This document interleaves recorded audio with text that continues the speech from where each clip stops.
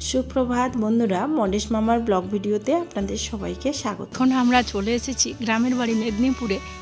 এই দেখুন আমাদের মেদিনীপুরে গ্রামের বাড়ির ভিউটা। আর এই যে দেখুন কত সুন্দর কুমড়ো ফুল হয়েছে। এই কুমড়ো ফুলের বড়া খাবো, আমার তো খেতে খুব ভালো লাগে। আমাদের কার কার ভালো লাগে অবশ্যই কমেন্ট করুন। এই বাবা, একটা কুমড়ো হয়েছে তো, এই একটা কুমড়ো হয়েছে। কুমড়ো ফুল তুলতে তুলতে মা ডাকা হাঁকা করছে, তাই চলে এসেছি ঘরের মধ্যে। ছেলের জন্য আলুর তরকারি বানিয়েছে, একটু ছেলেকে খাওয়াবো। দাদার মেয়েও খেতে বসেছে। আর এইদিকে দেখছি পাথর তোলা হচ্ছে। এগুলো বাড়িতে কাজ হবে বলে নিয়ে এসেছিল, কিন্তু আবার কোথাও দিতে হবে, তাই তুলে নিয়ে যাচ্ছে। তো ছেলেকে মুড়ি মাখিয়ে খাইয়ে দিলাম।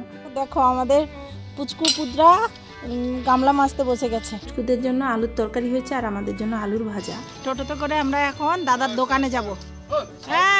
মিলন টোটো চালাচ্ছে আমাদের। আমি বসি।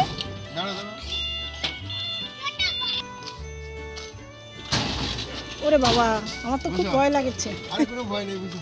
টোটোতে বসার পর আমার খুব ভয় লাগছিল যে মিলন পারবে না পুকুরের মধ্যে ফেলে দেবে। যদিও তেমন কিছু প্রবলেম হয়নি, ও দেখলাম টোটো চালাতে পারে। তো আমরা এখন ফাইনালি দোকানের সামনেই চলে এসেছি। এই যে রাস্তাটা দেখছো, এটা দিয়ে অনেক বাস যায়, হাওড়া বাসও যায়। হাওড়া শোলপাট্টা রোড। আর এই হচ্ছে দাদার দোকান। দাদার দোকানে আসার একটাই কারণ, দাদার কাছ থেকে বাইক নেব, কিন্তু দাদা বিজনেসের কারণে বাইকটা নিয়ে কোথাও বেরিয়েছে। দাদা এলেই আমরা বেরোবো কলাবেড়িয়ার দিকে। আর মুড়ির চাল নিয়েছি, ওগুলো ভাজতে দেবো। চালের বস্তা নিয়ে এখন আমরা বেরিয়ে পড়েছি মুড়ি ভাজতে দেবো। দোকানে পৌঁছে গেছি, চালগুলো মুড়ি ভাজতে দিয়ে দিলাম। আমরা যখনই আসি মেদিনীপুর থেকে মুড়ি নিয়ে যাই, কারণ এখানকার মুড়িগুলো খেতে না খুব টেস্টি হয়। আর চালগুলো ঘরোয়া চাল। এখন আমরা চাল দিয়ে বেরিয়ে পড়েছি কলাবেড়িয়ার উদ্দেশ্যে। যেহেতু আমি আর হাজব্যান্ড দুজনেই সার্ভিস করি, তাই যেটুকু সময় আমরা থাকি না, পুচকুকে দেখার মতো কেউ নেই।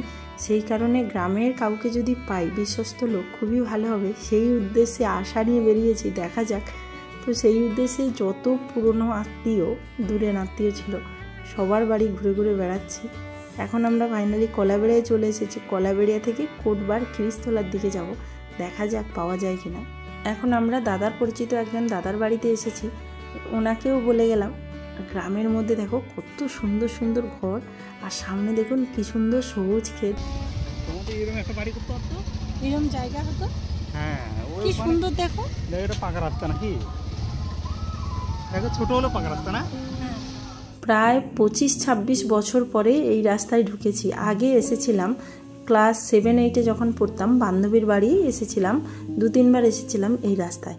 তারপরে আর কোনো যোগাযোগ ছিল না বান্ধবীর সাথে। বান্ধবীর ভাইয়ের সাথে 1-2 বার কথা হয়েছিল, কিন্তু কোনো দিন আসা হয়নি। কিন্তু কিছুদিন আগে শুনলাম বান্ধবী নাকি মারা গেছে।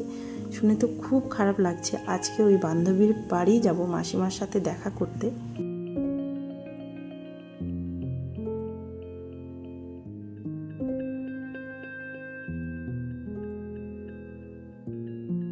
গ্রামের পরিবেশটা এত সুন্দর, ওখানে যে কি ভালো লাগছিল ঘুরতে। আমরা কিছুটা ঘোরার পরেই একজন দিদার খোঁজ পেয়েছি, দেখা যাক ফাইনালি কি হয়। এখন আমরা ওই দিদার বাড়িতেই বসে আছি। তো ওই দিদা যেতে পারবে না, ওই দিদাই একজনকে ঠিক করে দিল। ফাইনালি একজন দিদা ঠিক হয়ে গেছে। তো খুশি খুশি মনে এবার চলে এসেছি বান্ধবীর বাড়ি। এই যে কত বছর পরে এসেছি, জিজ্ঞাসা করে করে যদিও এসেছি। বান্ধবীর বাড়িতে বেশিক্ষণ থাকিনি, 5-7 মিনিট থেকে এবার বাড়ির পথে বেরিয়ে পড়লাম। যেহেতু মাসিমা আর ভাই কেউই ছিল না, বাড়িতে এসে স্নান টান সেরে ছেলেকে খাওয়াতে বসেছি। তারপরে আর কোনো ভিডিও করা হয়নি, ঘুমিয়ে পড়েছিলাম। আর পরের দিন নীলষষ্ঠীর বার, সেই জন্য আজকে বেরিয়ে পড়েছি সন্ধেবেলা কলাবেড়িয়া বাজারের দিকে কিছু কেনাকাটি করার উদ্দেশ্যে। এই ফুচকা খাবে?